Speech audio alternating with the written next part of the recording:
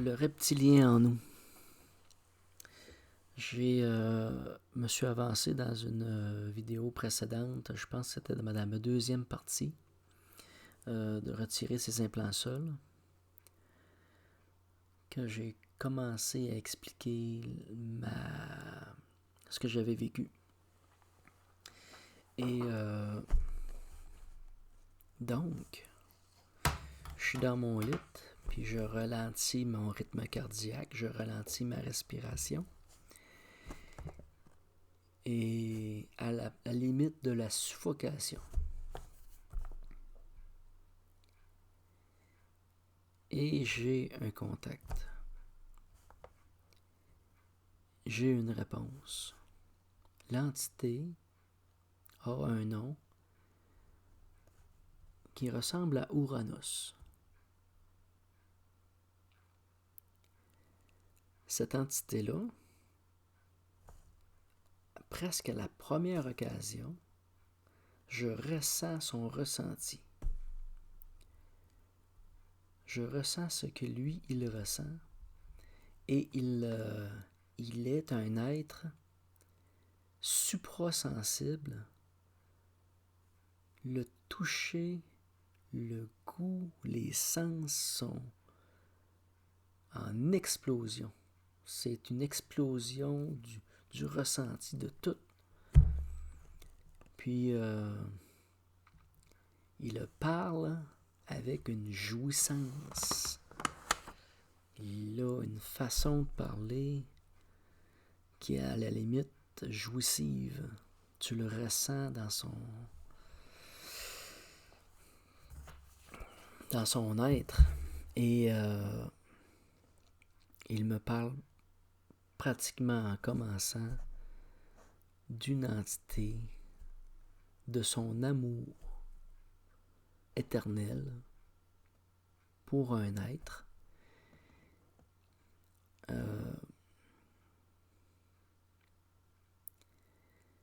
Il a eu une fascination pour cette personne-là démesurée. Il a été comme un peu un amoureux fou. Et on parle de Gaïa. Il a été omnubilé par Gaïa. De son point de vue,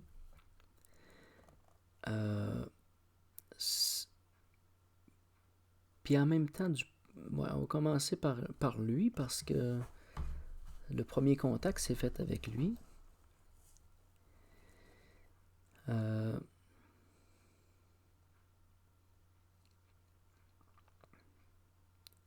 Il a été séparé de cet être-là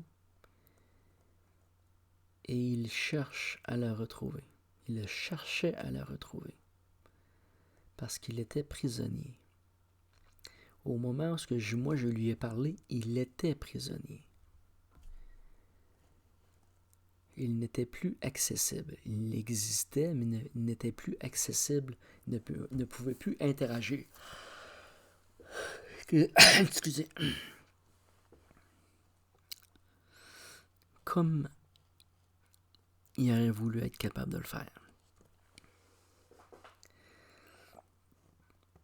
À la libération de mon deuxième gardien des seuils, j'ai observé une entité qui était amalgamée à celle qui obstruait, si on peut dire, mon être. Et lorsqu'Enki est venu m'aider, il a séparé, on a séparé les deux êtres. J'ai reconnu l'entité. C'était lui qui était comme en moi à ce moment-là. Et lui, son contact, ou ce qui m'aurait été raconté, c'est comme sa perception première de son contact premier, son grand amour. Et de vraiment sa fébrilité supra-émotionnelle, supra-sensible de son être, de cette extase qu'il est comme personne, comme entité. Donc, il a été libéré.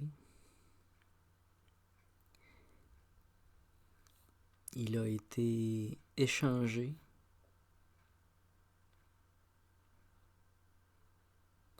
Non, c'est pas lui qui a été échangé, c'est l'autre qui avait été séparé. L'être obscur a été pris. Il a été échangé pour être en libérer d'autres. Et l'être qui s'apparente à Ouranos est retourné vers son cercle familial d'antan, où il a été repris et réemprisonné par sa propre famille, parce qu'il a été évincé de sa propre famille. Je ne l'ai pas su par lui, je l'ai su par Gaïa. Alors, j'ai eu à le relibérer de ses êtres familiales, fusionnés. Et c'était un grand reptilien terrestre.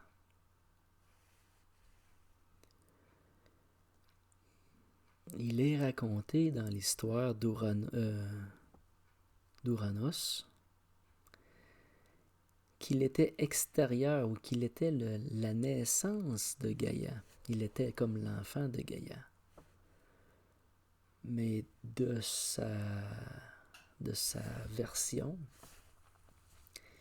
il était le grand seigneur terrien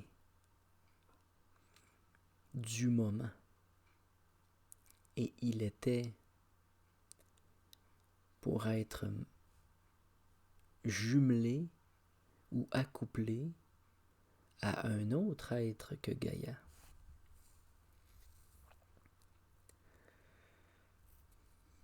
Il est arrivé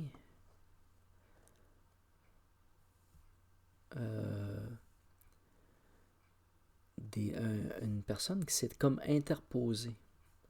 Ça ressemble à l'histoire de Lilith et de Ève.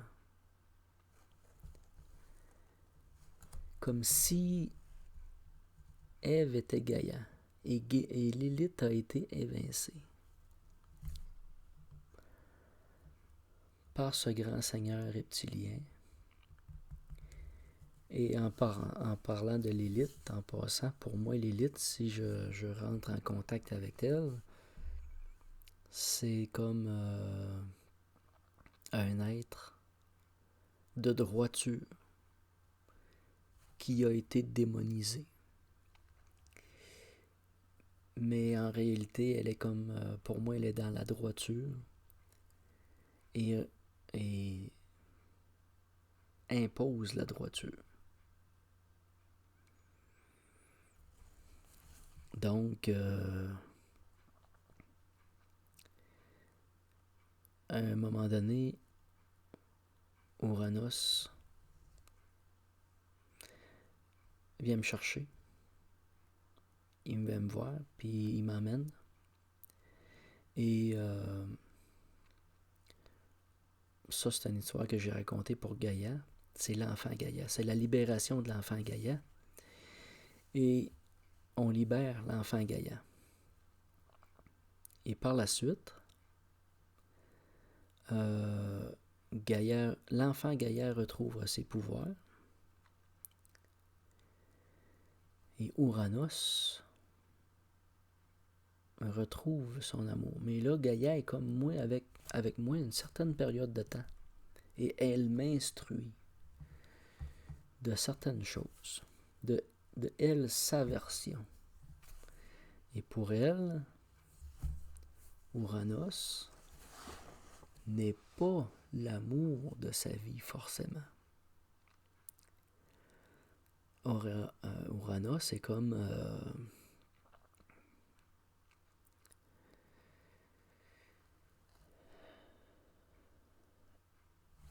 une fusion arrangée. Parce que pour moi, Gaïa est d'abord un titre, et derrière le titre Gaïa, il y a Sophia. Et Sophia est la fille d'Anu, sœur d'Enki et d'Enlil, la grande sœur, qui a des titres, qui a des capacités immenses.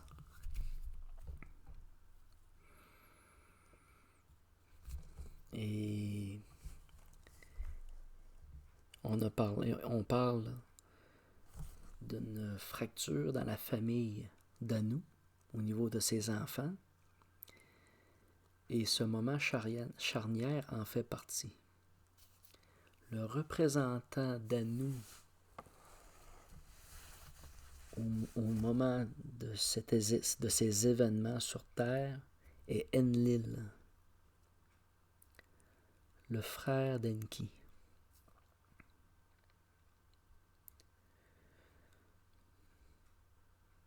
Enlil a connaissance de la relation avec Ouranos et Sophia, qui est une relation perverse pour la société Anunnaki. Et c'est la même chose pour la société reptilienne terrestre. On considère ça comme une perversion. C'est comme si Anu a demandé à sa fille d'aller au pouvoir par Ouranos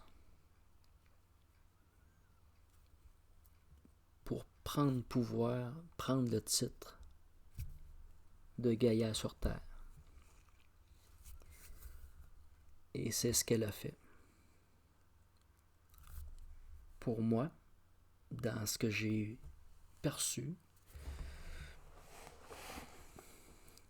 c'est pratiquement comme s'il y aurait eu une fraude ou un détournement de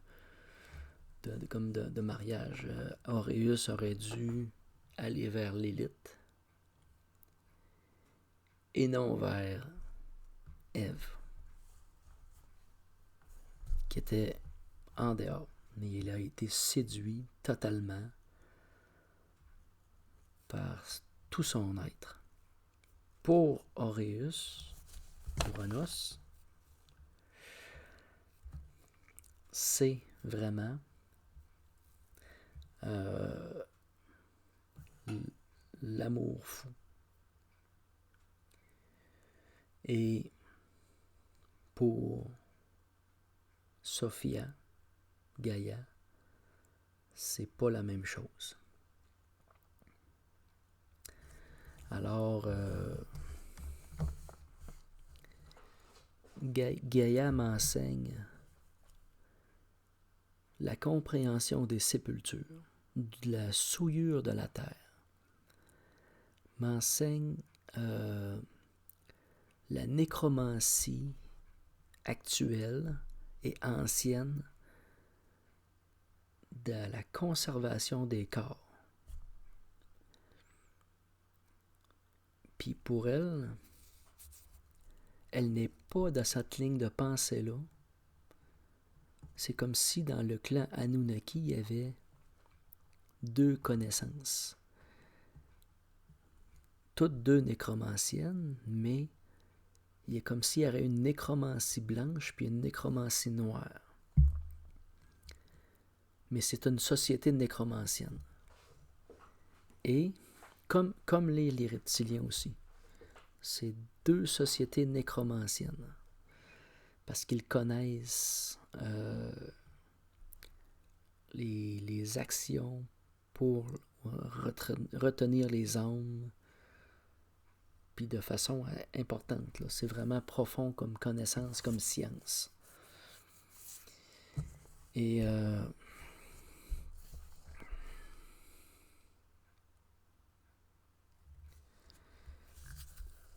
alors, vraiment, elle m'enseigne le côté blanc de la nécromancie et ce qu'elle appelle le clan de la licorne. Pour moi, cette information-là vient de Gaïa. Parce que même si elle a, à ce moment-là, commis un acte qui n'était pas forcément pur, elle avait des connaissances quand même de grande pureté. Dans sa façon de voir les choses, pour elle, elle ne rentrait pas dans la ligne de domination de nous. Elle était du côté de Enki, dans sa vision, dans sa façon de voir les choses, puis encore aujourd'hui. Elle est dans cette ligne de pensée-là. Et elle doit jouer sur deux plans.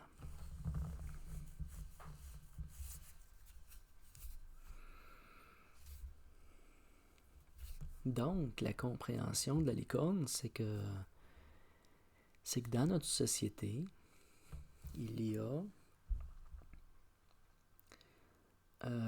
des gens qui vont être terre à terre. Ils vont représenter les pattes ou les jambes de l'animal. Il y en a qui vont représenter le corps. Il y en a qui vont représenter la tête. Il y en a qui vont représenter une partie de la conscience. Puis il y en a qui vont être les êtres supra-conscients de la société, qui vont être comme la corne. Ils vont être comme la projection au devant.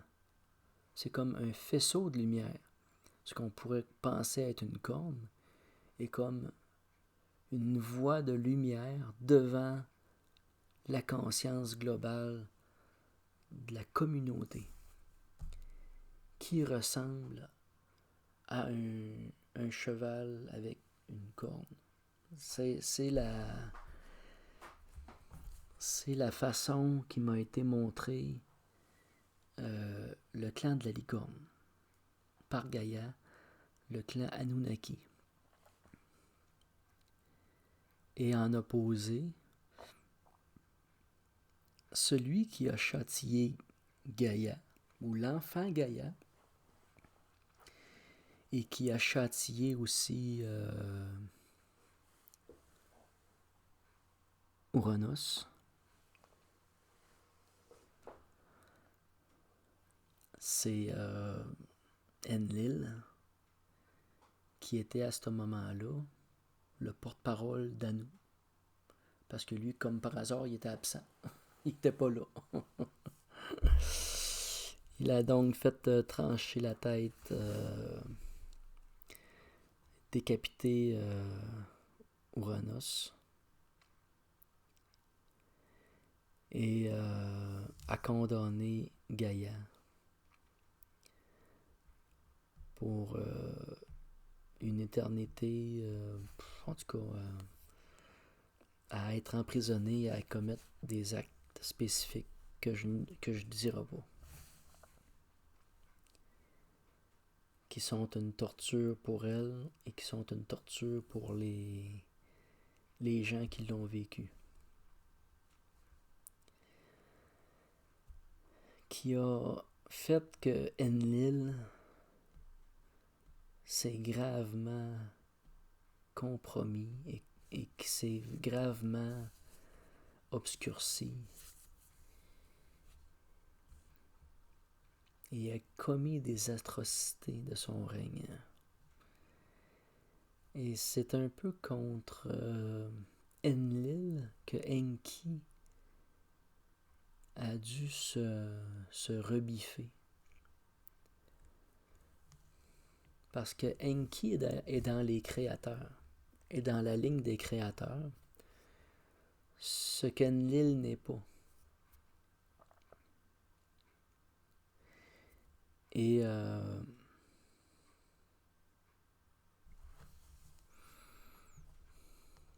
aujourd'hui, j'ai parlé de Enki et de Shiva, qui étaient à la fois le même être, mais à la fois deux histoires différentes, là. Puis Enlil, c'est la même chose. Il y a une partie de son être qui est autre chose que Enlil et ce qu'il a commis. Donc, Enlil a dû faire comme Enki, d'une certaine façon, se repentir. La personne derrière ça qui a récupéré la situation en sa faveur est Anu. Indirectement, c'est comme si Anu aurait sacrifié Sophia, Enlil et Enki et une partie de ses enfants à son propre profit au final.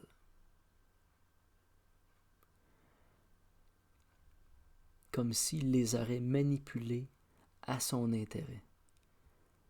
Comme si Anu a été un des premiers contaminés qu'on pourrait penser, mais c'est pas le cas. C'est comme si ça serait venu de lui. Parce que lui, sa science, il la tient d'ailleurs. Il la tient de plus loin encore.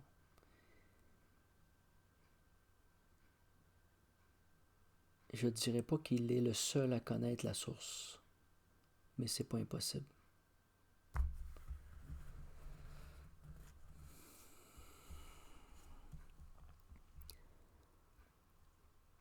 Parce que Anu a fait partie des architectes du grand dessin des plans initial de la Terre. Il a fait comme partie des plans de lumière. Autant au niveau matrice que de ce que c'est devenu aujourd'hui, là. C'est comme si le plan noir ou le dessin noir avait été fait même avant le dessin blanc.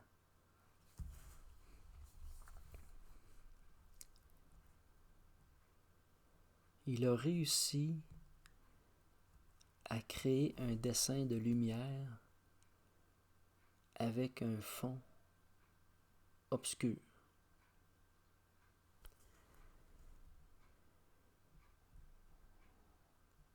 Comme s'il était dans les anciens créateurs, avant même Enki.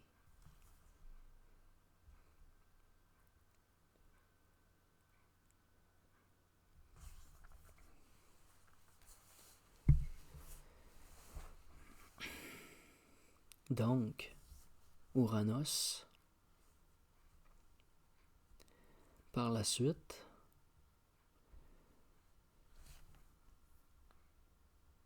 il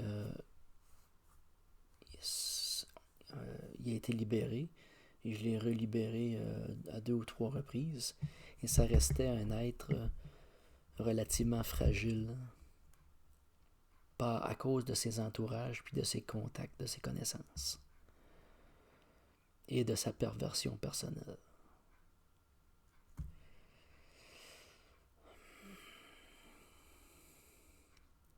Et il était lui-même un créateur au niveau terrestre. Il fait partie des 12, au même titre qu'Enki.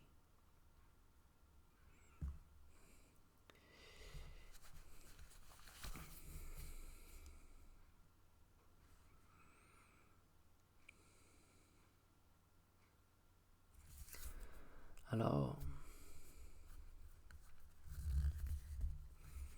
est-ce que je vais plus loin avec Ouranos?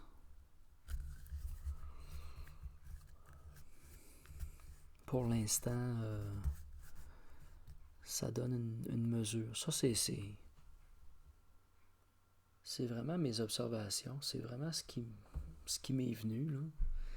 Ça reflète pas les histoires sumériennes. Ça ressemble pas aux histoires qu'on peut retrouver là, à différents niveaux, là. On a tout notre point de vue, puis mon point de vue c'est ce que je vois, là. c'est ce que je vois. Que l'origine chaotique de la famille Anunnaki et du conflit reptilien a été provoquée par Anu, ou dirigée de main de maître en arrière par Anu. Et puis c'est une chose que je pourrais parler, j'aurais pu parler avec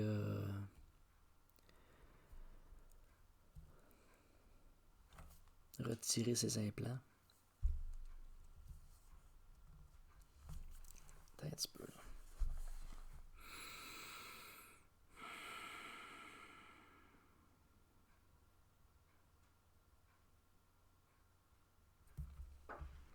Attends un petit peu là. Je vais revenir sur Enlil. Parce que dans le conflit, Enlil et Gaïa et Enki, il y a eu une partie de la famille Anunnaki qui a été sacrifiée et une très grande partie reptilienne sacrifiée aussi dans tout ça. Et la partie nécromancienne obscure dans laquelle était Enlil, on pourrait les appeler les taureaux de feu.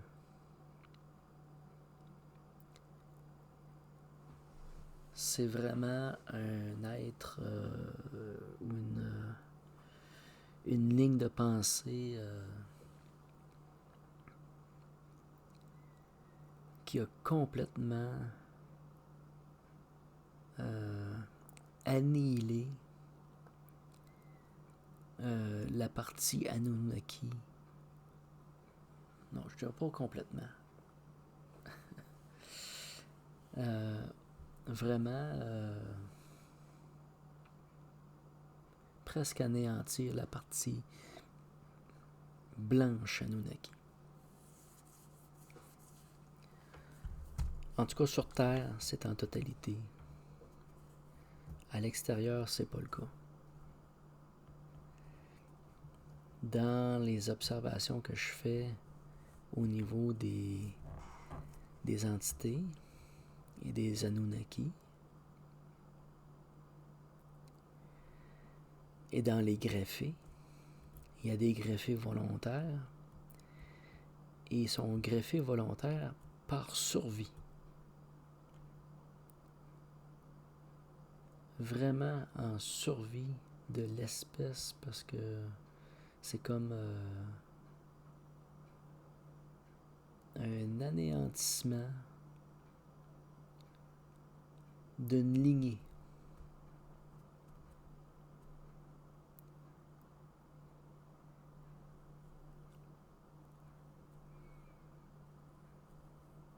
Et ces actions nécromantiques-là de greffe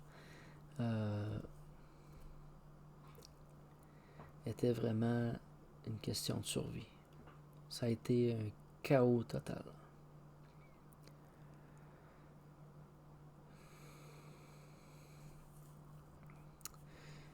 Ok. Donc, pour Uranus, pour le reptilien en moi, mettons,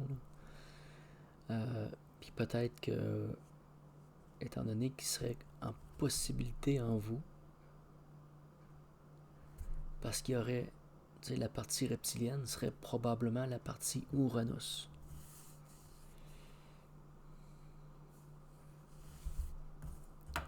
Il y en a d'autres, reptiliens, mais pour moi, c'est comme une certitude. En chacun de nous, il y a une part d'Uranus. Merci.